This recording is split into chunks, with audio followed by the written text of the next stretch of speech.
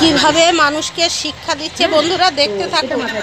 দিদি আমি বাংলাদেশ থেকে দীক্ষা না নিয়েও গুরু মন্ত্র জপ করা যায়, দীক্ষা না নিয়ে ভালোই শিক্ষা। বীজ মন্ত্র জপ করতে নাই, আমি তো দীক্ষা নিই, আমি কি জপ করতে পারবো? গুরুদেবের আর দাম নেই, এখন শ্যামার কথায় সব দাম। আপনারা দেখতে থাকুন। ওই দীক্ষা নিলে ওই জপ করা যায় না। আমি মনে করি ভক্তি ভগবান, ভক্তিতেই মুক্তি, ভক্তিতেই শক্তি। ঠিক আছে, তুমি যদি মনে করো তুমি নিতে পারছো না দীক্ষাটা, তাহলে কি তোমার ইচ্ছে হয়েছে অন্তরে একটা ভগবান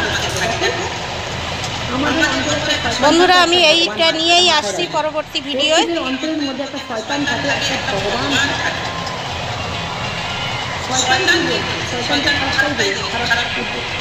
আপনারাও আওয়াজ তুলুন প্লিজ। ঠান্ডা মাথায় মাথায় স্থির করে, এ তো গুরুদেবদের অপমান করছে বসে বসে।